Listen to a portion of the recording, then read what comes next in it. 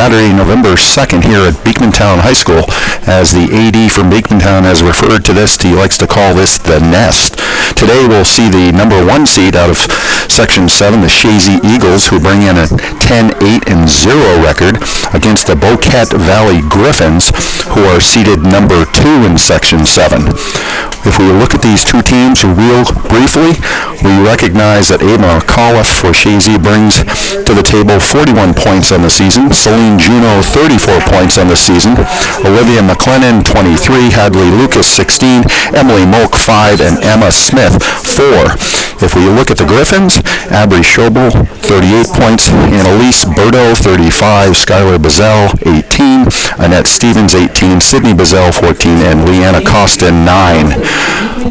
We're going to see now that both teams are being announced. Championship game between the Valley Griffins and the Chazy Eagles. Beekmantown Central School reminds you that admission to an interscholastic event is a privilege, and with privilege comes responsibility. Responsibility to conduct oneself in a manner where the game is enjoyable for other fans and participants. Beekmantown Central School reminds you to catch the spirit of the sports on the field and in the stands. Thank you. Right now, both teams are proceeding out to the center of the field. Both of these teams were actually ranked as honorable mention by the New York State Sports Writers Association. Now, here are the starting lineups for each team. And the starting lineups are Valley Griffins. Number 4, Maggie Plouffe, senior. Number 5, Brianna Carnwright. Number 6, Leanna Costin. Number 7, Annalise Berto. Number 12, Abri Schobel. Number 13, Thea Shaw. Number 14, Sydney Bazell. Number 16, Maddie Liberi. Number 17, Annalette Stevens. And number 22, Skylar Bazell. The goalie is Abby Monty, the sophomore, and the head coach is Paul Bueller. And now for the number 1 seeded Eagles of Chazy. Number 1, Mackenzie Chapman. Number 2, Willow Hertz. Number 3, Celine Juneau. Number 4, Hadley Lucas. Number 5, Olivia McLennan. Number 7, Ava McAuliffe. Number 10, Emily Moak. Number 11, Callie Harvey. Number 13, Katie Demers. Number 17, Emma Smith. And the goalkeeper is Olivia Rotella. And the coach for the Eagles is Samantha Signor, and the assistant coach is Lydia West. And the officials today in the middle, Justin. The first match, Boquet Valley actually beat Chazy 4-1 at Boquet Valley, and the second meeting, Chazy was the victor 3-0 at Chazy. If we look at the number 1 seeded Eagles, they have 20 Section 7 championships in the past 30 seasons, so without a doubt, they probably have a little bit of an edge in this one. And this game's just about ready to begin. The officials are kind of making sure that their mics are set up. The middle official, Justin Samples, coming over and just looks like he might be replacing some batteries or substituting a device here. It is a three-man team, and actually we had Mr. Sample, Mr. Rozier, and Mr. Lee.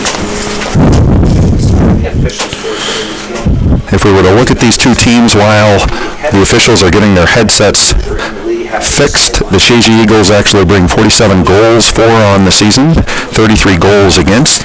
The Griffins bring 57 goals for and 28 goals against. As mentioned, again, the Griffins are the number 2 seed, and the Eagles are the number 1. And we are off. So the game is on, the ball is in play, and it is Celine Juneau with the ball cutting it to the inside, but it's knocked forward onto the feet of Berto. Ball's played out to the right channel. Hadley Lucas And Hadley Lucas is going to kind of just Cuts it off the sideline. kind of play the ball off of the Bouquet player, and the Eagles will take the throw-in down low in their lower third. Bissell for the Griffins, throw in for Shazy. Ball comes into play. Far sideline, Shazy trying to control, goes off the sideline, so throw in for the Griffins. It's going to be Thea Shaw. Shaw will take the throw in. Bouquet has the throw-in down in the upper part of the Shazy's lower third. She's making a couple of moves around the player. Nice job by number 7, Annalise Berto, the junior. Tried to play a nice through ball to number 6, Leanna Costin. Costin pushes it back. It goes off the end line. And it looks like it's going to be the first corner kick. It's going to go to the Bouquet Griffins. It will be to Olivia Rotella's left. Will take the corner kick for the Griffins. Looks like the Griffins have 4 runners on this set play. Ball comes into play. And Nice ball. That goes by everybody. It deflects It goes off of a Shazy player. I believe it is number 2, Willow Hertz, who moves the ball up on the She pushes the ball up over to right channel. Bissell. That was Skylar Bissell. Now it's cleared out to the near sideline, and the ball will go out of bounds. Advantage for the Griffins with the throw. Skylar Bissell and Joe. And throw-ins taken by number 22, Skylar Bissell, the junior. Nice little touch around the Shazy player by Annalise Berto, the junior. They're going to come out and fire them up all cylinders. If you were to look at these two teams, Mac, how do you think they match up in terms of technical skill? Well, as many people know, Shazy is a name for soccer in the North Country and in the state of New York, especially in the boys program. I think skill-wise, Shazy might have the edge here, but given the way that these two teams matched up earlier in the year with both winning by 3 goals, I think this game could go either way, depending a lot on the defensive structure. Both teams are playing a diamond back in the back right now, so I think a lot of key consideration comes to how well that sweeper can do in moving left and right and winning that ball and denying a lot of opportunities for those keepers. Yeah, it looks like Bouquet Griffins are actually playing a 4-3-3, and as you mentioned, again, both teams playing a diamond in that back 4, so it'll be interesting to see whether or not either one of these teams can exploit the channels and get the ball into the actual box and take advantage of those scoring opportunities. Yeah, especially on a field like this newly renovated field this year. It's the widest field size that you can have for high school soccer. So the ability to use this channel, and again, any space that's green on this field is playable, including the 2 end zones with gray and red Beekman Town. Those are both playable where the 18-yard box and the 6 are. It's a wide field, and the channels are going to be very vacant for both teams. Nice shot by Celine Juno right into the actual chest of Abby Monty, the sophomore tender for the Griffins. She plays the goal kick out to the right channel. And again, as McKenna Hunter, our color commentator, indicated, this field is much larger than what a lot of players are used to playing on.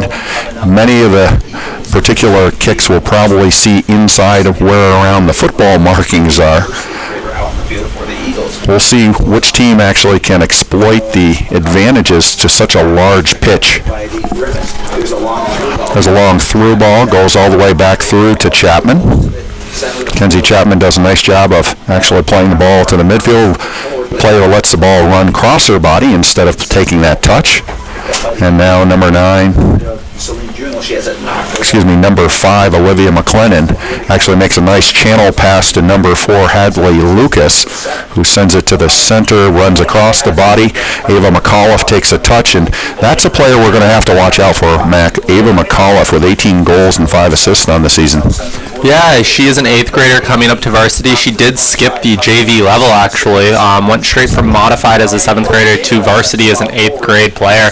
And she's been a dominant force for these Eagles. In fact, she even received All-League All-Stars playing up a division where Shazy actually plays in Division 2 of the Northern Soccer League. So they're playing up against a lot of higher level and even some Class C teams that they're able to compete against throughout the season. And that's one of the reasons why their record might not match up as well, but they're still in the number 1 seed here tonight. And as we mentioned, if you're not familiar to Shazy soccer, the last name McAuliffe is one you've probably heard an awful lot of at the Class D level for boys soccer, as Rob McAuliffe is the varsity coach in Shazy. Again, ball's going to run out, shielded out, and we're going to see a goal kick by Olivia Rotella. Again, these players are now going to stretch the field a little bit, or widen the field, I should say.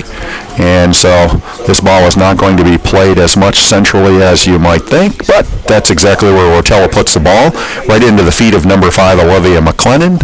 She's going to kind of play that ball out to the channel, and it looked like Lucas kind of thought where that ball was going to go and came down low instead of stepping up and out. And it'll be the Griffins with the throw-in down into the low channel. Number 7, Annalise Burdo, is going to send a ball across.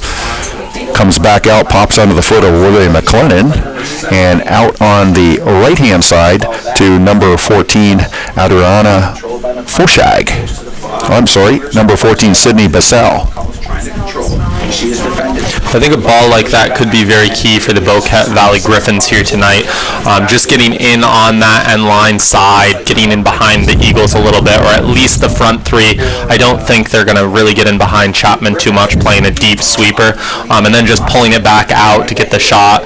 If they can connect on that, that might prove more dangerous. Shazy did a good job on that first one, winning that ball and trying to play it out. Well, the ball actually is played off the foot into the face of Leanna Costin, the junior.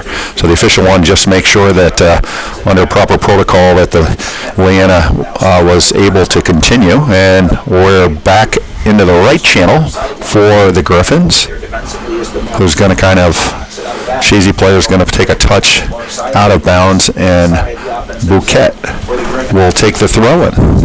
Down far sideline, nice speed. Got 2 runs on behalf of the Griffins. Number 12, Abby Schrobel, and also number 22, Skylar Bissell. Goal kick will be taken by Chapman. No, Willow Hertz. And I would agree with that, Joe. No score in this championship game. Good first touch by number 11, Callie Harvey, who plays the ball central, but Bouquet anticipated the ball coming central, stepped in front, quick counterattack, and again, now the counterattack's working in the opposite direction, a little bit too far out of the reach of Celine Juno, and the Griffins will actually play that ball back down low, goes off a Bouquet River player, and in this particular case, we're going to see that the ball is going to actually be played in by number 4, Hadley Lucas. A lot of midfield play right now, McKenna. If you look at these two teams, who would you say has probably had the advantage in the midfield? Given right now, I think Shazy's played a much more technical midfield style of play, but I think Boquete is really doing well in a quick counter transition right now that we've seen from a lot of teams in Section 7 this year. I think one big thing to note is for both teams on that quick counter that they're attempting, they're going to have to do a better job of finding the feet of their strikers up top to really keep it out of control of the opposite sweeper. Being able to pull that sweeper outside of central might free up that space for those runs, especially with both teams playing such a deep sweeper, almost disconnected from the other 3 backs. Well, it seems like Samantha Signer has done a job of kind of getting Juno and Lucas and Harvey to kind of play together with that advancement of the ball up the right channel. Ball's going to go off the Shazy player, and it's going to be a Griffins throw-in in the upper third of the Griffins field. One thing that'll be interesting to note, I think, is whether or not either Hubel or Signer really talk to their teams about switching the field a lot. Right now, because both of these teams are very centrally based, playing a 4-4-2 and a 4-3-3, it's very central spacing for such a wide field. And as you can see right now, anytime the ball's in a channel, there's tons of space, even in the middle of the field, halfway over. If they're able to swing that ball left and right a little bit more, it's going to create a lot of spacing for those backs and require the sweepers to move quite a bit while they shift. Yeah, if you look at both these teams, again, they're not strangers to playing each other, so it shouldn't be like they're trying to figure out unless there's been a change in the formations since these two teams faced earlier in the season. Changing that point of attack, I'm sure, will occur, if not in the next 29 minutes, which is left in this first half, then it probably will be discussed at halftime by both coaches. Lucas trying to get a shot off, and nice job defended well by the Griffins. Again, ball's in trouble in the 18. Going to get another ball on Abby Monty, and the sophomore kind of picks that one up, takes off out to the right, and she's going to deliver the ball to that right channel, as she has throughout the most of these so-called 11 minutes that these two teams have played. And that was a great run by Hadley Lucas as an outside back to really get up, not only forward, but also central, and to lay it off right to McLennan's feet to take that shot. That was a great opportunity for the Eagles, made by a nice pushed run by their outside back. Very unselfish is one of the words that comes to mind if you were to talk to Samantha Signer. The way that these Eagle players actually, will gel as a unit. They're not worried about individual looks. They're more worried about that success as a team. And you can see that if you take a look at their particular number of goals and how those goals are spread out. We've got actually 5 players that have kind of shared in that limelight this year. Ball's in the Shazy's lower third to the left of Rotella. So the shot going to go left of Rotella. And again, we'll probably see that Willow Hertz will take this goalie kick. We can already see early on in the first 13 minutes that this is probably going to be a very midfield dominant game. We have 2 shots so far for the Shazy Eagles and 0 shots so far on net for the Bocat Valley Griffins. So whether or not either team can really generate shots on net could prove challenging given the first 13 minutes unless they can find a way really to possess up top and create and generate opportunities on net. Well, as we know, anytime that a team chooses the diamond as a defensive formation, it kind of presents a problem for being able to pull your backs up and actually keep Boquete Valley on sides or offsides, and that's one of the things that we're going to see in terms of if they choose to counter and get the ball out of that channel to the center like right now. Nice little touch there, and there's the first ball, and it's just going to go wide. That play actually started with number 12, Abby Schroebel, who actually did a great job taking a little cut around a Shazy player around the PK line and tried to push the ball through. And I think the shot actually came from, I'm trying to get the number because her hair is long and I can't, she's kind of covering the jersey. I believe it was number 7, Annalise Berto, that actually just shot that ball wide. I think that opportunity was generated once again just because of that switch from such a wide area into the middle. I think it's going to prove very challenging for both these teams shifting left and right on such a wide field for 2 centrally based teams. And we're going to see that Hertz is going to play that ball out to the outside back, who will advance that ball forward. One of the things that we know is that anytime that you're playing a diamond, one of the things you hope to do is to be able to try to pull that sweeper out from that central position and then get that ball back into the central and hopefully not have the appropriate man marking inside of that box. And on the ball is Grace Reynolds. We've got 25 minutes and 50 seconds left in this first half. The Eagles of Shazy have had 2 shots, and the Griffins for Boquete have had 1 shot. A couple of good opportunities for the Griffins up to this particular point, especially in the last 5 minutes, Mac. Yeah, I think for the most part, Boquete Valley is starting to really generate, and I think part of that's because they're starting to use the width a lot more than the Shazy Eagles.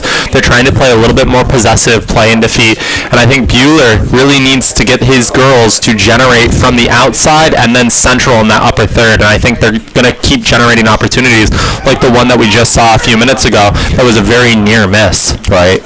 As we see now that the Griffins are going to actually have number 22 bring the ball down the left channel, and 22 again is Skylar Bazell, the junior, and it looks like they're going to get a throw-in down low in the Shazy lower third. Shazy does a nice job of man marking and actually taking away the space of the Bouquet player. Paul's played to the actual central part of the box, and it's going to just barely get through to Rotella's hands. And we'll see how Shazy kind of adapts to, really, I think, losing a lot of the 50-50 balls in the central part of the field. Yeah, I think for the most part this isn't going to come down to midfield. I think it's going to come down to two players for each team. I think it's going to come down to their sweeper, and whichever sweeper can stay central and fend off a ball and not get sucked out, I think can prove very, very useful for both these teams. But I think a lot of it's going to come down to these keepers tonight. I don't predict a lot of shots on net for either team, and that means that if there's a 10-minute lapse span where that keeper is not seeing the ball, especially right now for that Boquet Valley keeper, all of a sudden a quick transition for the Eagles, and that keeper is cold. She's not ready to go. Her hands aren't ready. That could prove detrimental for the team. So staying involved in the game, whether it's communication or feet movement, some way to stay involved in these lapses because it's a midfield control game right now. Well, it doesn't look like it's going to be too much of a problem in the last 5 minutes for Olivia Rotella to actually stay focused on this game, because the ball's been in the lower third for the Eagles. If we were to kind of look at Olivia Rotella, she brings 124 saves into this contest, 5 shutouts, and 33 goals against. If we take a look at the Griffins tender, Abby Monty has 116 saves on the season, 6 shutouts, and 28 goals against. And again, the Griffins seem to control the midfield here. The question is how much space and time will the Eagles give number 12, which is Abby Schroebel, the freshman, who seems to be a key player for Bueller's Griffins. It's going to be a throw-in by the Griffins. Number 10, Liz Poe, the sophomore, just checking into the game, will have the throw-in. And it looks like the official's going to call it back. There wasn't a whistle. Also coming out of the game was Grace Reynolds. Now the throw-in back on. Number 20, Grace Reynolds, checks out of the game. Ball's down the channel into the feet of number 12, Abby Schroebel. Nice job defending by Hertz. Ball comes into the house, but again, not out far enough, right into the lower part where Rotella hasn't really kind of had to deal with any kind of an issue there. Nice negative ball. Wasn't a really hard shot. It was probably Number 16, Maddie Labiri, plays the ball up into the channel for number 10, Liz Poe. Quick shout out to Chucky Conker George. He just texted me and he told us that he's listening to the game, Joe. Hey, Chucky, how things going in Washington? So we had Shazy with another goal kick. And with 21 minutes and 37 seconds left in this first half, we've got another goal kick where for most of these goal kicks in this first half, Mac, it seemed like that Bouquet Valley has been able to kind of quickly counter by winning that 50 ball. Yeah, I think for the most part, this is the first goal kick that I've seen tonight where really instead of going up the field centrally, it kind of went more to a wide position where Shazy had a numeric advantage. I think Bouquet Valley is doing a very good job off of goal kicks right now, really compounding centrally, packing it in, and winning both the first and the second ball. Yeah, Olivia Rotella does a nice job of anticipating there with number 6, Leanna Costin, bearing down on her. And the Eagles are able to kind of transition here. Again, the ball's being played mostly central, and now we're going to bring the ball out to the channel. And it looks like number 4, Hadley Lucas, sees a little bit of space here, and she's going to kind of take advantage of that. Throw-in's going to be given to, I believe, number 17, Emma Smith.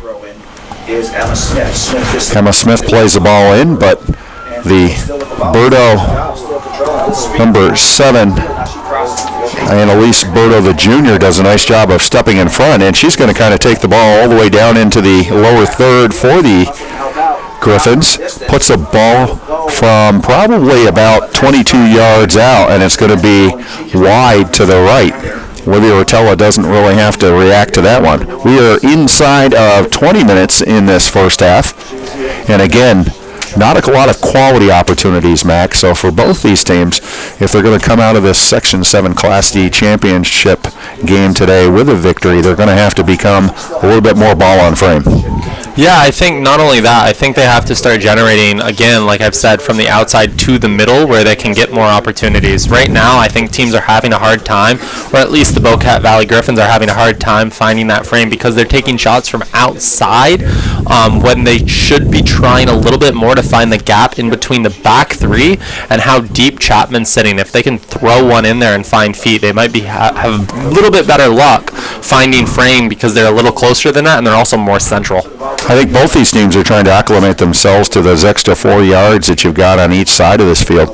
Being such a large field, it really kind of plays into a lot of the players that can, be more stronger in a 1v1 situation. And it looks like number 3, that's a great ball, and that ball is going to go in. So Celine Juno actually puts a ball off of the post, and McAuliffe actually following the play to the far post, tucks the ball into the net, and with 18:53 left in this first half, the Shazy Eagles take a 1-0 lead. And that's that moment that I was talking about earlier for the Bocat Valley Griffins to have so much dominance in the upper third and the upper middle third. That quick transition, that goalie was just off her mark, just a tad. If she would have been over a little bit closer to her left, ball in the hands instead of off the post, that ball never would have went across the net to McAuliffe. But McAuliffe was in such a prime position to just be able to tuck it away nice and easily. No power, just ran it right into the net and got the first goal for the Eagles here tonight. Well, we got to tell you, Celine Juno brings 13 goals into this contest, and she didn't even think twice. She realized that she had the space and the time and half step to shoot that ball.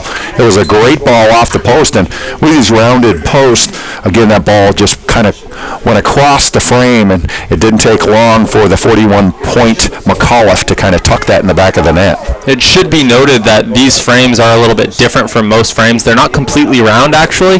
The front part of the frame that faces the field is rounded, but the actual sides of the net, so the underneath of the crossbar and the insides of both posts are actually flat. So generating off that post might give a bounce more into the net than it would at the typical rounded frame where it might hit and it might bounce out more. That's a good point. Number 17, Annette Stevens, number 17, Emma Smith does a nice throw-in for the Eagles. And quickly, we're going to see that it's going to be Abby Monty is going to anticipate that play, come out, and actually take away any future threat from the Eagles. And Monty does a nice job of, again, putting that ball up into that right channel. Unfortunately, the numeric advantage that they had didn't seem to kind of play into their favor, although a quick attack here by the Griffins. It's going to be number 12, Abby Schroebel, with the ball. Tries to play the ball back out into the channel and across into the box. Not anywhere around number 6, Leanna Costin. And again, right now the Eagles are just trying to kind of think about where to play that ball, and unfortunately they're going to play it below their end line, and it's going to give the Griffins a corner kick to the left of Rotella. The winner of today's game will be back here on next Saturday to play the winner of the Section 10 final. That game is the one-way ticket from the region to the Final Four. So both Class D schools here today stand 2 games on the ticket to the Final Four. If they're able to win here today, they only have 1 game left. Great corner kick on behalf of the Griffins, and I'll tell you, Olivia Rotella anticipated, came out and was able to kind of gobble that one up, and it gives Shazy the opportunity to counter here. Again, the midfield seems to be a problem for the Eagles at this particular point in this contest. You've got 3 players for the Bocat Valley team that are doing a great job of anticipating in the midfield, kind of stepping to that first ball, and it's not like they're waiting for the second one. A lot of times you'll hear coaches yell, get the first or the second. A lot of times they're getting that first ball. They're not waiting for that second ball. Eagles far sideline just into the defensive. And it's going to be a Shazy Eagle throw-in around the central part of the field. It is now knocked away by It'll be interesting to see if Samantha Signo changes any formation in this second half as this game gets, deeper into this contest. That first goal is critical. Will she actually go to a more defensive formation? Nice shot there from Berto, probably out about 20 yards, and beats Rotella to her right. And just like that, with 15:44 left in this first half, we've got a 1-1 score in this Section 7 Class D championship game. And I think that's a very deserving goal for the Boquete Valley Griffins. I think that's the second or third run that Berto's made with the ball. She does take second on the team right now for points, and there's no question why. Her ability to run at pace with the ball and generate strong shots from outside the 18 could prove very threatening for the Eagles today. I think Signer needs to really come up with a plan to kind of shut Berto down, or at least delay her a little bit to get numbers in behind the ball. Well, Schroebel's going to get the assist, the freshman. What a great opportunity for the Griffins. And again, if we watch the Griffins coaching staff, you can see that they're actually talking to their athletes as far as placement on this throw-in. And it's Bazell that has the second throw-in along this left channel for the Griffins. Good man marking on behalf of the Shazy Eagles in that lower third. Nice little counter anticipation there. Celine Juno can't keep the ball on her foot. Ball transitions to the left-hand side. And now, nice touch by McAuliffe. She's going to kind of move, and it looks like the actual Stevens runs into McAuliffe, and McAuliffe goes to the turf. It's going to be an Eagle throw-in on the left side of the field with 14:33 left in this first half. I think this is everything that, Class D has expected out of these two teams. Both these teams, scoring a lot. I can't speak to how when these first two teams met, 3-goal differences in both those games, whether, a lot of those goals were scored in the first half or whether or not they were scored in the second half. But you can see that, as I think you indicated earlier, it's going to come down to these 2 or 3 key players, whether it's the Eagles of Shazy or the Griffins of Boquete Valley. Well, and speaking with the Griffins coach last night, the assistant coach, he mentioned that a lot of the goals in the first 2 matchups were on transition games, just like the Shazy Eagles and the Boquete Valley have scored on more of a transition than a clear attacking moment of the game. I think that their moment to defend in that transition and quickly get organized, quickly get structure, and get numbers behind the ball or even delay runs could prove crucial for both teams here today. But I do think that a 1-1 score right now is a much more fair matchup than what either of these teams had early on in the season. Well, it looks like the Griffins are going to get another offensive opportunity on, I believe, their fourth quarter of this contest. And again, this ball is going to be behind the net. Nothing will come from this one. And Rotella will actually probably step off and continue to allow Willow Hertz to take this free kick. And I think it does have to be a definite adjustment for those corner kick takers today.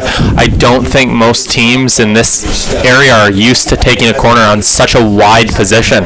This brand new field, the nest for the Beekmantown Eagles that both teams are playing on today, is as wide as it can get. So to take that requires that extra 10 yards to get to the middle area of the PK. Otherwise, a lot of corners should be expected to come short. Great opportunity there. It looks like, I believe, Annalise Berto plays a ball across the box just past the foot of Skylar Bazell. Could have been 2-1 at this particular point. In terms of the size of the field you had mentioned, Mac, one of the things that becomes important is that type of very careful defending. That first pressure player's got to be careful in terms of angling that player where you want that player on the field and just try to deny that cross into the box like what we just saw a moment ago from the Griffins.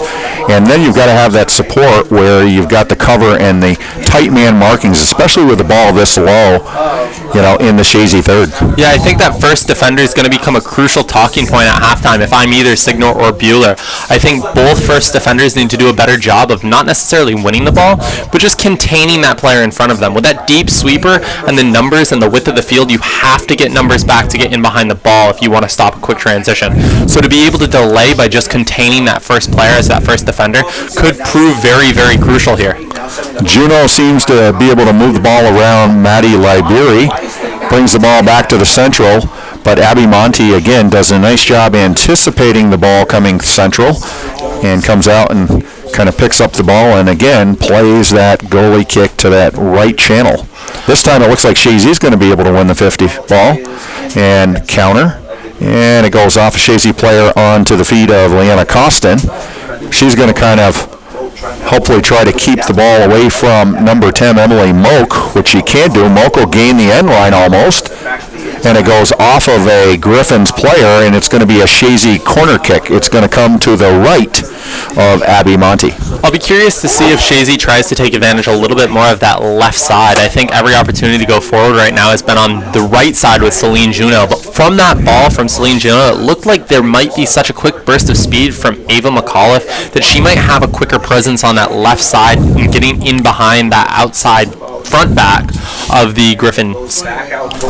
Eagles do a nice job of actually putting one of the players on the corner kick in front of Monty. They've got a far post player runner. They also, of course, have a runner around the PK line, and then we've got a few out, I would say probably outside of the box, making those runs.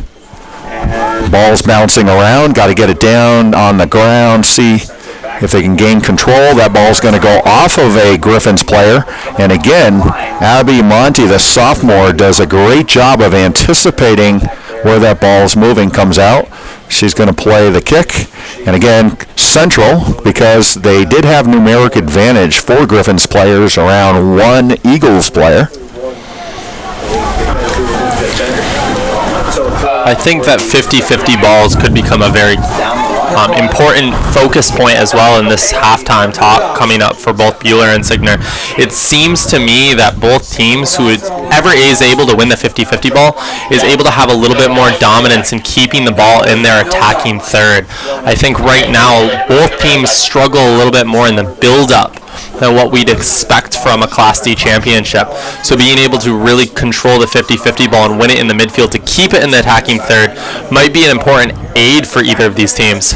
Well, there is exactly what you're talking about. These two teams have played pretty direct today, but we could see the two players, Moak and McLennan, actually playing off of each other. Nice triangular run there to kind of gain the end line, and it looks like Shazy is going to get a corner kick this time. It's going to come to Abby Monty's left. And similarly, we actually can see that number 3, Celine Juneau, is going to kind of mark up in front of the tender Monty. And again, similarly, you're going to actually see two runs from outside of the box, and one is going to station herself right off that PK line, which is probably Ava McAuliffe. And number 2, Willow Hertz, tries to get a foot on the ball, and it's going to go off a Griffins player, but not out of play. And while heading back defensively, back there. We're going to switch that point of attack to the right side. And again, if number 4 can continue her run, and she does, Hadley Lucas takes that run, tries to cross the ball, and again, Monty, the sophomore, comes off her mark and able to kind of pick that one up. 8:05 left in this first half. It is 1-1 Eagles, Griffins. Yeah, I think that was great anticipation by Monty to really come off her line. She read that ball really well. It was right into her hands.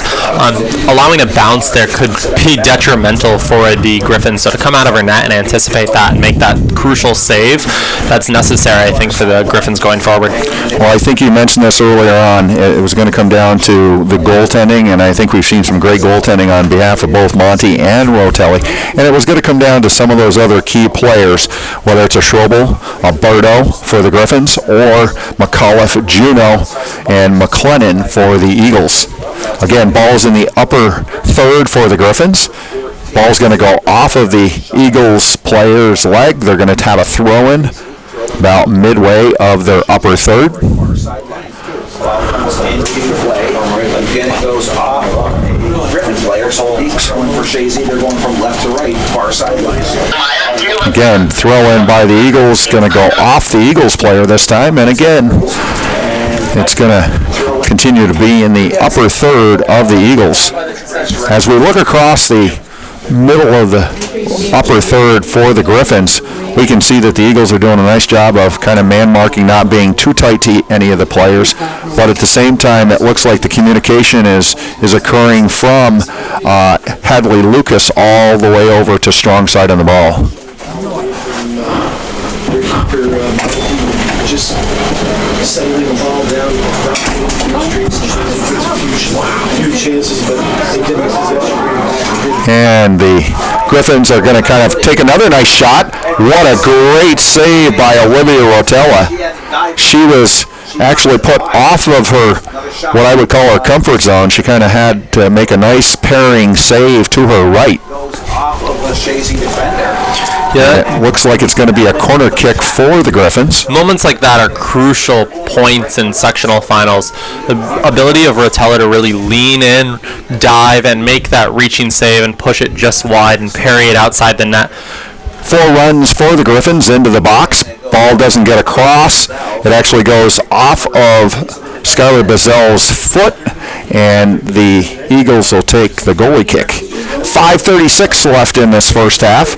8 shots for the Griffins, 4 shots for the Eagles. 1-1 contest, Class D Section 7 Girls Championship here at the Nest in Beekmantown. That's the major. Again, quick counter, ball's played back into that lower or upper part of the Griffins' third. Eagles are doing a better job at least trying to mark for those 50 balls, giving themselves a chance. Big part is the anticipation, which they're doing a much better job on. And it looks like Emma Smith's going to kind of take a touch, going to go off the Griffins player's leg, in this case number 7, and Annalise Berto. And it's going to be Smith that's going to take that throw in, as she has all afternoon. And it's going to go off, I believe, the Eagles player number 4, Hadley Lucas. And the throw-in's on the middle of the central third. Goes all the way back to the sweeper for the Eagles.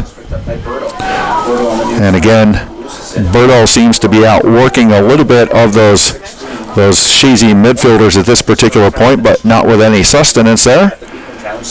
Nice header by Berto. And going to go all the way back to the sweeper. She's going to take her time and switch the field. And here it's going to be on the feet of number 18, Samantha Gagno. 3:50 left in this first half. 1-1. Again, we start to see now, I think, a little bit more open space in that upper third for the Griffins. I think that Samantha Signer's probably talked a little bit about marking Berto. She's been a dangerous player. She likes to bring that ball out of the channel central, and she's not afraid to shoot the ball, number 1. And number 2, she's not afraid to actually look for those seams, like right there. And that's exactly what's, I think, presenting a problem for the Eagles. I think Berto does such a good job in almost making runs as a midfielder to get from central positions up top and being able to shoot from outside. I also think, like, just before that shot, for the moment, Berto was kind of unmarked in that central area because she kind of falls back and is able to make a blindside run from that midfield area. Yeah, the Eagles are definitely going to have to, talk about that at halftime to kind of get an idea. Well, we're going to have a direct kick for the Griffins. It's going to come at probably about 32, 35 yards out. We've got 4-5 Griffin players forward. Again, we're going to see that number 17, Annette Stevens, the senior, is going to take this kick. It's through everybody right into the hands of Rotella. And with 2:27 left in this first half, the Eagles are going to look to transition here. Ball leaves the foot of Rotella into the center part of the field. Nice job by Stevens, actually getting a foot on it right into a Shazy Eagle player's leg, though. And it's going to bounce back the other way. And ball's going to go off a Griffins player, and it should be an Eagles throw-in the middle third. Eagles, number 10, Moak. Moak is going to come in for the Eagles. And it looks like number 18, Samantha Gagno, is going to come out. She gets the nod from her coach, Samantha Signer. Good job. Takes it down the sideline, trying to find And with 1:32 left in this first half, again, a lot of midfield play right now, Mac. I think both these teams are kind of reluctant to kind of give up any numeric advantage in the defensive portions of each of the thirds. A lot of midfield play, and it will probably continue through the last 1 minute and 16 seconds of this first half. Nice little move on behalf of Hadley Lucas there. Stevens sends the ball forward, and it is Hurst now sends it on to the feet of Juno. Juno plays the ball to the right channel, and Lucas is going to come back to her. She plays off of her. Unfortunately, couldn't get the blind run outside of number 17, Annette Stevens, to take advantage of that little give and go. 45 seconds left in the first half. Ball into play. It's not close yet. Well, less than 1 minute left in this first half. Throw-in goes to the Griffins. Eagles are quick to try to counter here and give themselves an opportunity in the last 35 seconds of this first half. And Bouquet Valley is quick to kind of just get the ball out. I would say that the Eagles, in the upper part of this first half have really had an advantage in terms of the counterattack. Much better than what we've seen out of the Griffins. I think they have a little bit more technical ability up top with Juno and McAuliffe. I think both girls have done a very good job of being able to control the ball when it comes into their feet and really beat that outside defender. Yeah, if you look at both of these teams, again, we figured that the game here at the Nest would be just like what we've seen to this particular point. Class D, Section 7 Class D championship game is tied 1-1, and we're going to take a break here on the NFHS Network. Expect a lot more of a build-up on a diagonal for the Eagles. I think that's when they really excelled, is building up, not necessarily straightforward down the direct lines or the flanks. I think their best opportunities came up on a diagonal-based build-up, where they were really moving that ball from left to right, or right to left as they go forward. I also would not be surprised if the Eagles are going to use a little bit more of the left side here tonight in the second half. I think they did well in the first half with McAuliffe being in the right position and having a little bit burst of speed. However, Celine Juno is still doing very well for the Eagles on that right side, really being able to beat that outside defender and find McAuliffe's feet. And we are underway here. Just 15 seconds in the books. Ball is in the midfield, played out to the right channel. And as we saw an awful lot in that first half, the Griffins like to exploit that particular left channel or that right channel in the first half, and they're going to continue to do so in this second half. Again, a lot of the game, I think, is going to come down to the 50-50 play of the way these two teams can anticipate and counter and switch those points of attack. Again, it looks like Shazy's going to try to play a little bit more central. And the ball's in the central part of the field, and it's going to be a Griffins direct kick right around the 41-yard line. Again, this isn't football, F-O-O-T, but F-U-T. And it looks like Berto's going to take this, Annette Stevens is going to take this kick for the Griffins. Actually, good first touch by number 2, Willow Hertz. Runs off of her foot to a Griffins player. And ball's played to the central part of the field on the foot of Emma Smith. She's going to kind of play the ball up to number 13, Katie Demers. Katie Demers has done a nice job shielding the ball, tries to make a pass, errant as it is, runs away from Samantha Gagno.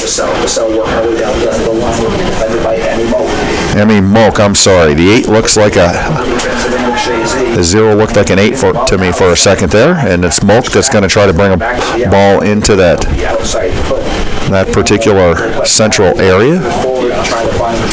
And Celine Juno kind of outpaced the speed of Maddie Laberi. Ball goes out. It's going to be a Shazy throw-in right at the top portion of the upper third for the Eagles. And the official's going to push her back, so we're back to the central portion. It'll be interesting to see, Mac, how these two teams again adjust to the size of this field. There's a lot of room when you look in those outside channels. If you've got some players where maybe you could maybe switch one player from the right to the left, if you think that she has numerical, or I should say superior technical ability in those 1v1s, could lead to some great chances of those balls coming outside of the channel. Yeah, I think the Eagles are anticipating a little bit more use of this left channel here. They moved Hadley Lucas, who was playing a right outside back in their front three, actually to a left outside midfielder in their 4-4-2. So I wouldn't be surprised if the Eagles use a little bit more build-up here on this left side with Lucas and McAuliffe. Well, Hadley Lucas is the one with the ball, plays the ball off the foot of Sidney Bazell, and the ball's in the upper third. Number 5, Brianna Cornwright steps out and gets a ball to the central part of the field, and Lucas is going to try to play that ball back into the central part of the field. It's going to run onto the feet of number 13, Katie Demers, runs off of her feet. Poor first touch. Ball is transitioned by the Griffins, and number 6 has got it into her feet. Leanna Costin, the junior, is going to come central with the ball. Nice job by Willow Hertz defending, and she's going to play a ball into that upper right, or that central right channel of the field. Yeah, from the start of this half, it definitely seems like the Griffins have a little bit more speed in almost every position of the field here. And so being able to beat outside backs like 8th grader Demers and generate for number 6 could prove a key resource for the Griffins here in the second half. We've got 35 minutes, 42 seconds left in this contest. A lot of midfield play to this particular point. Not a lot of attack opportunities by either one of these teams, although the Eagles did have a chance when they were moving the ball central. But again, or I should say the Griffins had a nice chance moving the ball central, but again, nice defending by the Shazy Eagles. And again, this is continuing to be a midfield battle between these number 1 and number 2 ranked teams in Section 7 Class D.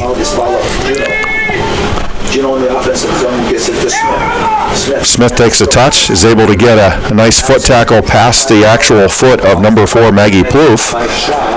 And the sweeper's going to not take a chance with this. Number 5, Brianna Carnwright, the junior, is going to play the ball in the right channel. And they're going to keep the ball, throw in, try to play up the right channel. Lucas does a nice job getting the first touch, although Costin plays her off the ball. Plays the ball central.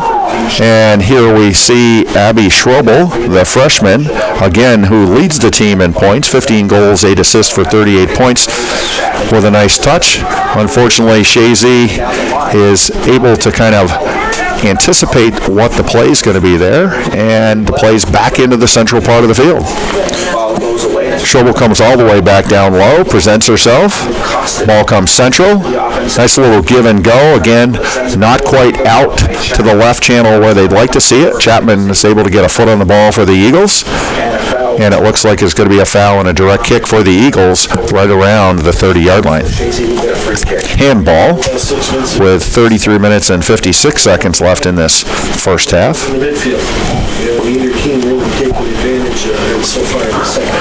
Let's see what happens with the Eagles with the 50-50 play here off these direct kicks.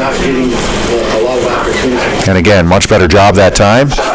We'll see if number 10, Emily Moak, can step out wide and continue to keep possession for the Eagles. And it looks like the Griffins are happy to just kind of get the ball out and get numeric advantage back down low behind the ball. And Celine Juno does a nice job of actually keeping the ball in that lower corner around the flag. And a good cross into the feet of Olivia McLennan. Kind of runs off of a Griffins player and back out of bounds. And it's going to be an Eagles throw-in right around the top portion of the upper third. A little foot race here. But it's won by the Griffins. Nice hustle by Harvey and Costin battling for the ball. But now Chapman comes over to defend, takes it to the far sideline. 1-1. 32-42 left in this contest. Again, neither team, Mac, has really had any type of superior attack advantage in this second half. No, I don't think we've really seen a true opportunity on net yet for either of these teams. And I think part of that is, again, that deep sweeper. I think both teams are lacking right now either possessing around their opposition sweeper or finding the teammates' feet, and instead playing a ball into space can prove very difficult in a deep sweep, because that deep sweep can just roam and pick up any missed ball in that space and win it and send it back out. That's a great point. And again, I'm sure that Samantha Signer's talked a little bit about that at half. And we're going to see Chapman's going to kind of keep that ball and just get that ball out wide. Nice job by Chapman keeping it away from Costa. And Griffins are going to regain the ball. Containment by the Eagles in that outer right channel. Now she sends a long ball. And we're going to see a long ball up the right side, hopefully into the feet of Carnwright and into the feet of Hertz. No, number 3, sorry, Celine Juno. Annalisa Burrow trying to get by Mo. She does. Far sideline doing some nice work. And the Griffins are going to counter down that left channel. And nice ball across. And again, Rotella does a good job of anticipating there. Kind of collides with Costin. And again, 2 collisions now, and the call's going to go against the Griffins, and it's going to be a direct kick for the Eagles. Nice anticipation by Rotelli, because I think if Rotello kind of hangs on her mark there, that could have been trouble for them. Yeah, I'm surprised that the first call wasn't a charge on the goalkeeper. It seemed like the attacker for the Griffins came in a little bit heavy, a little bit out of control, and I'm just surprised that, especially with the goalkeeper coming out, that charge call isn't made a little bit sooner. And especially with the arms and hands up like that, you would anticipate automatically. I don't think that there was any type of play in terms of advantage. And so the Eagles get the direct kick, and 30 minutes, 27 seconds left in this first half. Again, a lot of play in the channels right now. And it's going to be number 11, Kelly Harvey, plays the ball to the outside channel, goes off of a Griffin, throw in Eagles. Griffins make a quick counterattack here, but again, numeric advantage by the Eagles. Right now, it seems like both teams are struggling trying to find each other's feet. Yeah, I think both teams are really overloading in central areas, and they're proving to outnumber the attackers in the area. So finding feet can prove very difficult unless teams are able to make good runs off the ball. Nice job by McAuliffe actually bringing that ball back negative and then switching the point of attack to that right channel, who's going to kind of play the ball down into the corner for Celine Juno. And it's going to kind of run out, shielded out by the Griffins player. And it will be Abby Monty with the direct kick or goalie kick. Yeah, I think on a field this size, I think that's one of the best things that you can do is what we've just seen from 8th grader Ava McCullough.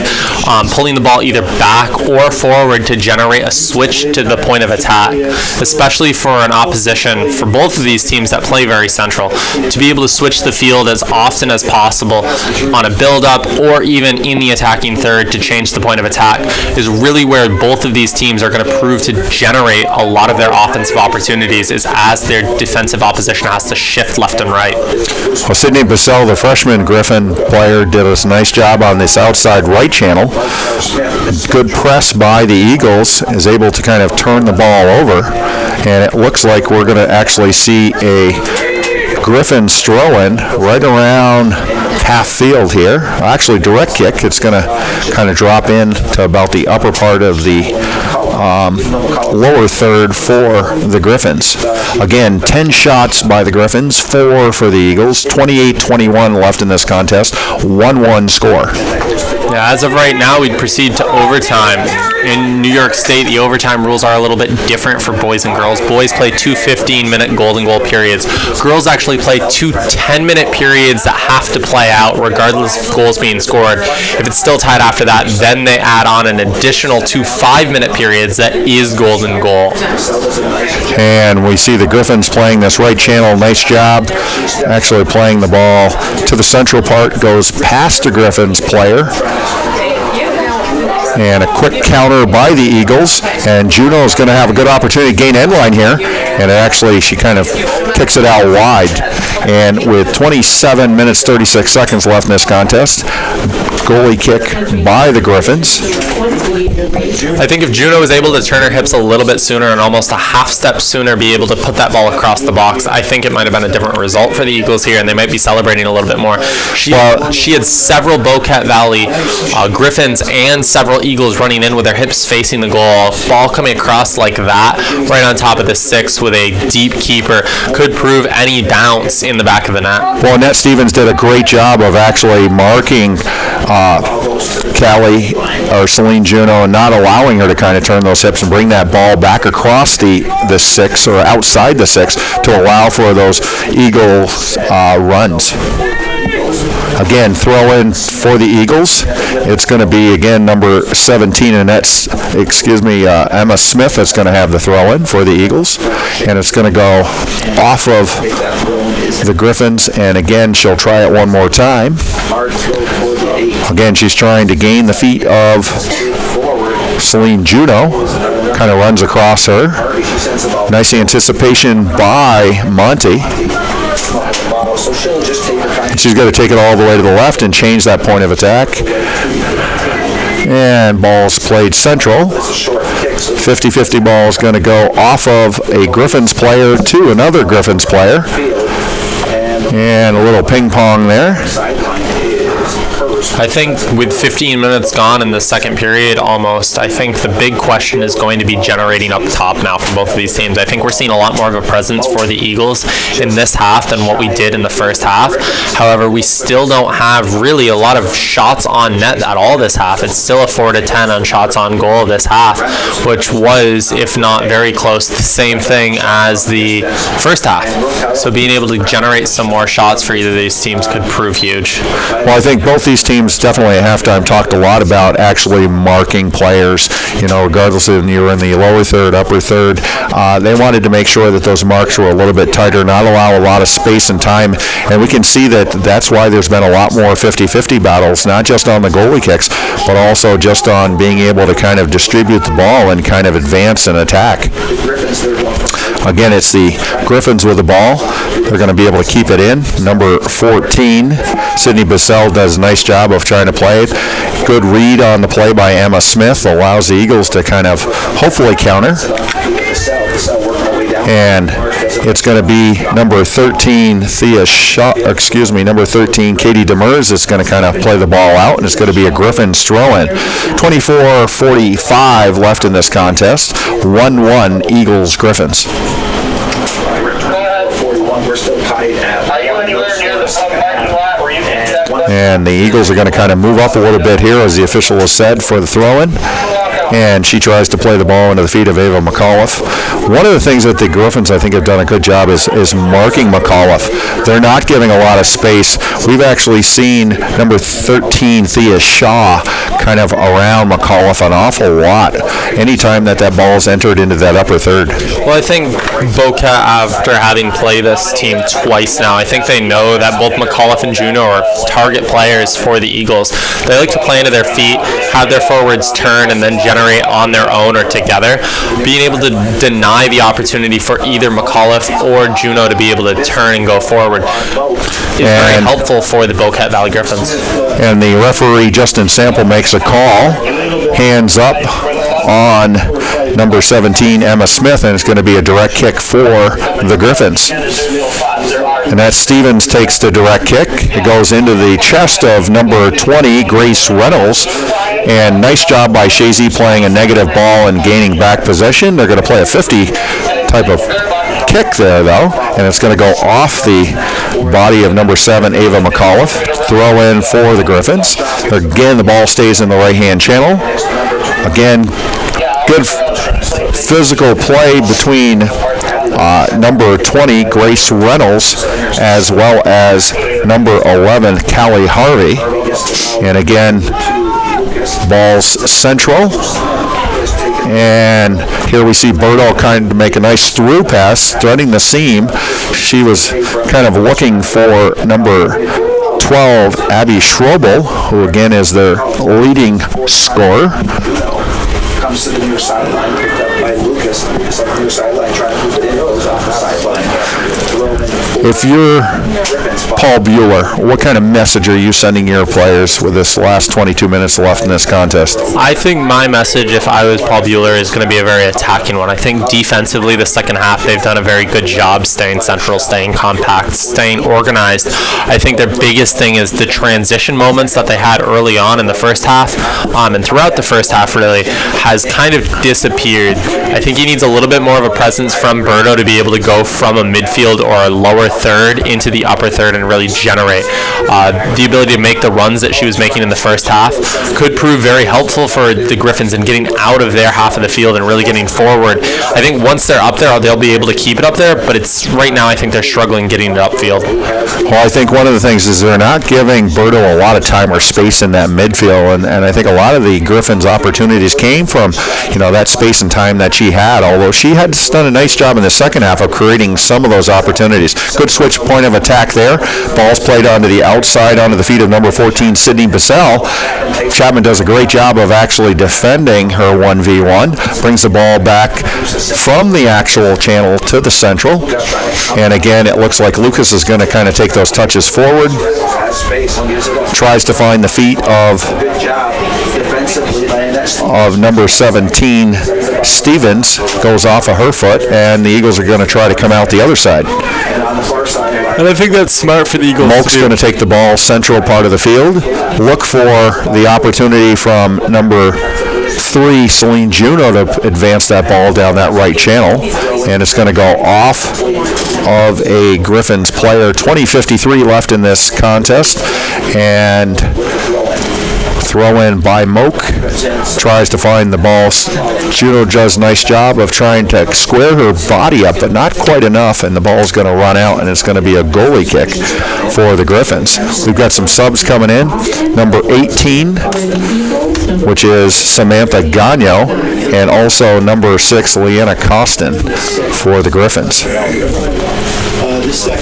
This is the final matchup for soccer in Section 7. The Class C title was crowned on Wednesday with the Sable Valley Patriots winning for the girls, and the boys won by Saranac Lake over Lake Placid. And last night, the Class B finalists were crowned, the Northeastern Clinton Cougars for the girls and the Saranac Chiefs for the boys. This is the last day for soccer in Section 7 for the sectional finals, with Shazy playing Bocat Valley here, and then Shazy Eagles for the boys playing Scroon Lake in the next game, which you can also catch here on the NFHS network. Well, for the Griffins, it's going to be Reynolds that's going to check in and give a little bit of a break to Abby Schroebel. Abby Schroebel will kind of catch a breath with 19 minutes left in this contest. And I'm sure it won't be long before Paul Bueller decides to kind of put her back out on the pitch. Ball played negative by the Eagles. Tried to advance where they didn't have numeric advantage in that central portion of the field.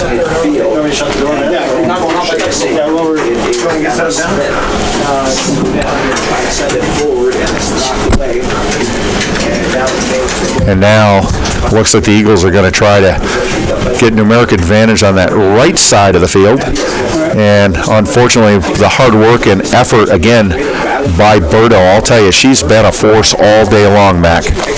I do think to some extent she is, as of right now, the best player on this field. I think being able to find feet for her for Bocat Valley, I think she'll be able to make her own space, and she reads the field well enough that she understands exactly where the space is, where to make her run, or where to move the ball to prove offensive opportunities created for Bocat Valley. And Costin does a nice job coming back for the Griffins, being able to kind of hold off the actual Eagle player and turn and transition that ball for the Griffins. 18:15 left in this contest. Again, this is the Section 7 Class D Girls Championship here at the Nest in Beekmantown. Just everything I think that the Class D fans have kind of built this game up to be. If we look in front of us, all the stands seem to be relatively packed. We've got a good showing. Great day for soccer.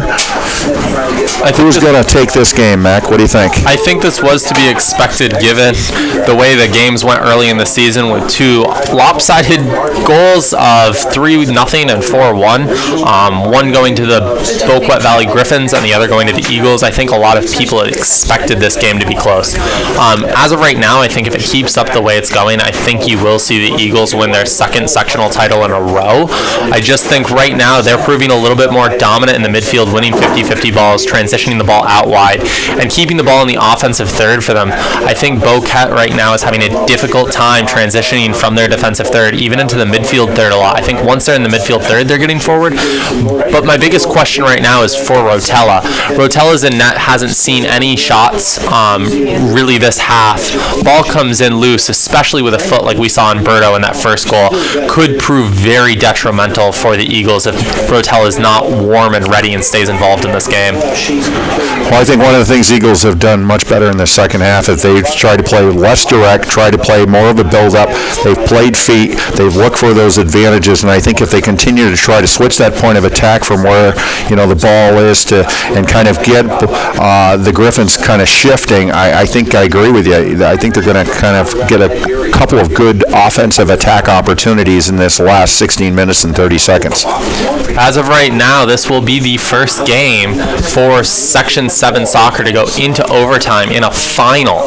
We had some overtime games both in Class B and some of the others early on in semifinal games, but this would be the first game to actually reach overtime in the final. Every other game has been a goal or greater difference for most teams. In fact, 3 out of the 4 games, other than the Ausable Valley Patriots over the NAC Bobcats, were 1-0 games, with the goal being scored late or middle of the second half. I'll be curious to see if either of these teams can do the same here today and get that winning goal in this next 5 minutes here to really make that transition moment. Lucas is in, McAuliffe is out for a quick break. In that meantime, the Eagles actually had a corner. Good opportunity, kind of fell onto the feet of Stevens. She isn't able to kind of put it on frame, and the Griffins will take the goal kick. Into the feet of number 6, Leanna Costin. Tries to play the channel. Goes to the Shazy player. They're going to look to counter. Onto the feet of number 5, Olivia McLennan. And again, that ball stays central where you got a lot of green jerseys. And again, shot from probably about 22 yards out, way off frame. And we're inside of 15 minutes just about in this Class D championship game. Again, you can see that Monty's going to move to her left and allow Stevens the opportunity to get into this ball. And she keeps it on the ground. It's going to kind of run into the feet of number 5, McLennan. Again, Berto does a nice job of kind of turning with the ball. And without a question, she is what I would consider to be Paul Bueller's biggest threat to the Eagles.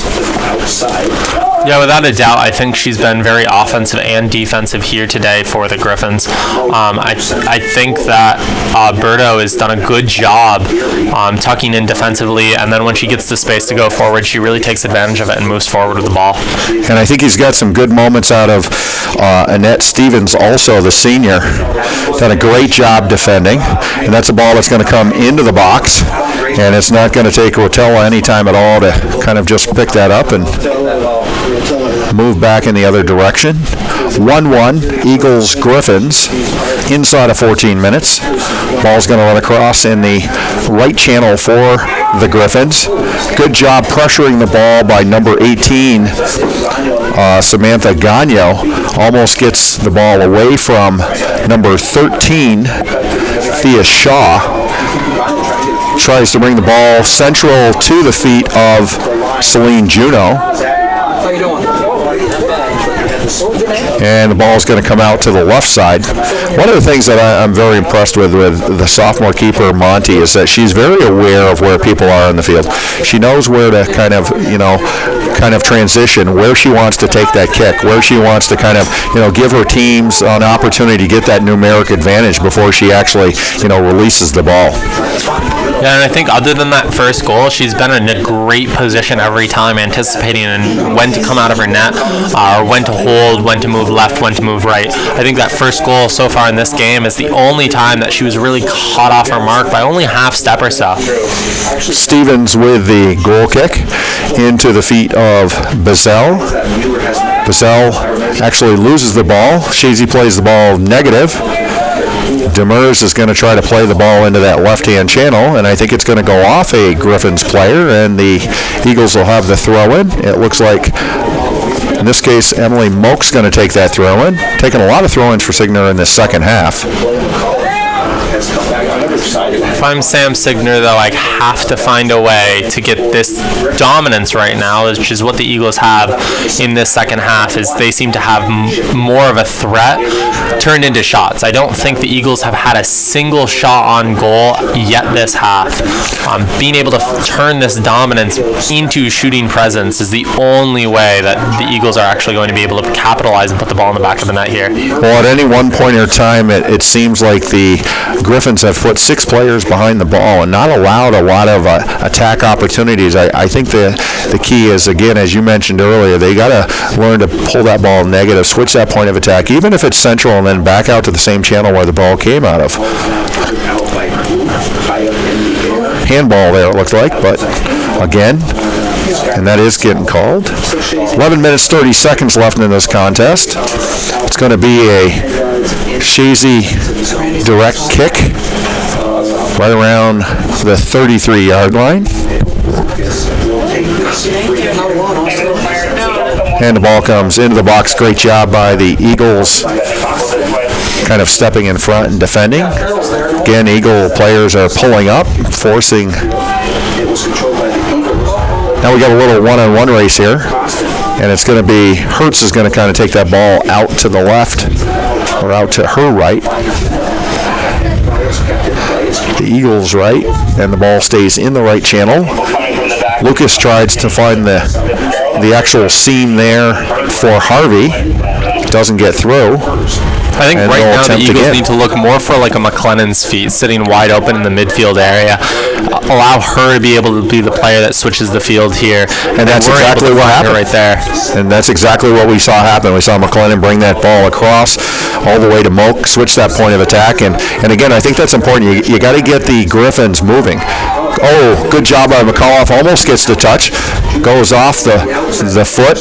And Juno's going to kind of take another shot from about 25 yards out. And with almost under 10 minutes left in this contest, are we even starting to think about overtime? Right now, I think without a doubt in my mind, this game could go into overtime. I think while the Eagles are dominating in their offensive half, they're not really generating really threatening opportunities. I think that the Griffins' defense is doing a good job staying organized, staying compact, and denying a lot of threats. Either the Eagles find a way to transition their dominance right now into offensive scoring opportunities, or this game could very well go into 2 extra 10-minute periods that have to be played out, and a minimum of 20 minutes gets added onto this game. As long as the Eagles' defensive core can kind of really keep Abby Schroebel close in check, as well as Burdo, and just make sure that the man marks are, where they need to be when that ball enters that lower third, I agree. I think we very well could see some overtime in this first contest. Again, the ball's going to kind of run out, and it's going to be an Eagles corner. Not a lot of corners in this second half. And the ball comes into the box, short post, and quickly, it doesn't take long for number 6, Leanna Costin, to just get a ball back out into the wing. And again, I think that ball is going to continue to be in the favor of the Eagles. Throw in, upper portion of the upper third. 8 minutes, 38 seconds, 1-1, Eagles Griffins, Class D championship.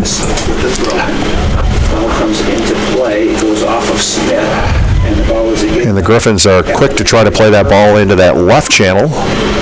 Again, good man marking on behalf of the Eagles. And this, they're not going to let run out. They're going to give the Eagles a throw-in down low in the upper third. And again, it will be Stevens that will take the throw-in, the senior midfielder. Nice job with a throw-in. And they're going to get a corner off of this one. It's going to go off the chest of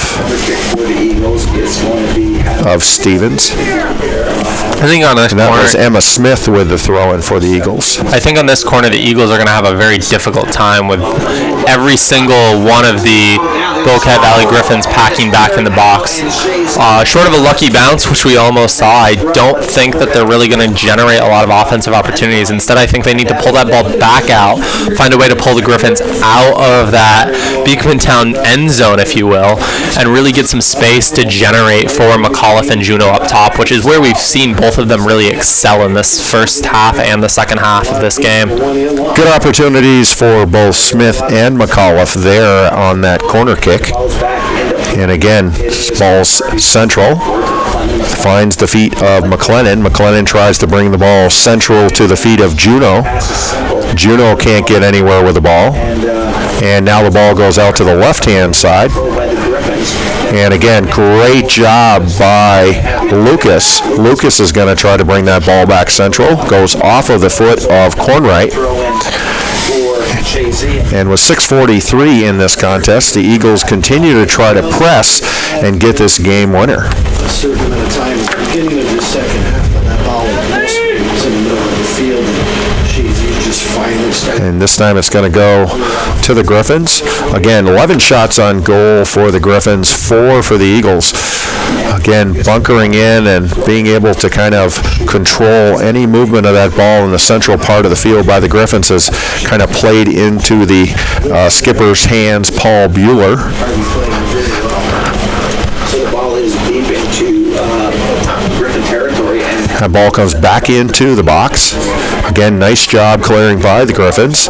And without a lot of thought, the Eagles are going to try to play that ball back in. This could be trouble for them. And the ball runs outside of the right post or the far post. And again, that's 2 in the last 3 minutes that the Eagles have had. Yeah, offsides call made by Justin Sample, and I think we save a lot of time now with the new microphones that the Section 7 refs are using. This is the first year that they have the headsets, and I think it proves a great aid in talking with Randy Loescher, the head assigner for soccer referees last night, because of the fact that in the past, linesmen's flags would be up for minutes at a time, holding for an offsides, and if the center ref doesn't see it, it becomes an almost crucial call and a very difficult call as to do I make that offside call now after it's happened 30 seconds later and go back, because it's a different game at this point, whereas now with the headsets, I think things like that for the linesman to be able to communicate to center official Justin Sample proves very helpful for the officials tonight. I would agree. Here we got Moak and Poe kind of doing battle on this right-hand channel. And again, it's going to get all the way back to Chapman. Chapman's going to try to play that ball up to her Eagle teammates. Again, great job by Berto pressuring the ball. And it looks like it's going to be a quick counter for the Griffins. Goes under the actual feet of number 14, Bazell. And Bazell is going to actually try to play the ball across offsides, and the throw-in for the Eagles. We are inside of 5 minutes. McAuliffe does a little step over there.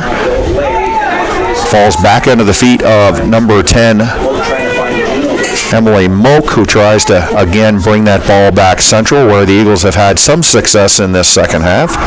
And Juneau's going to kind of try to look where to bring this ball. She's going to try to come back central, tries to look for her teammate's feet, number 17, and that's Emma Smith, but it runs wide off of her feet.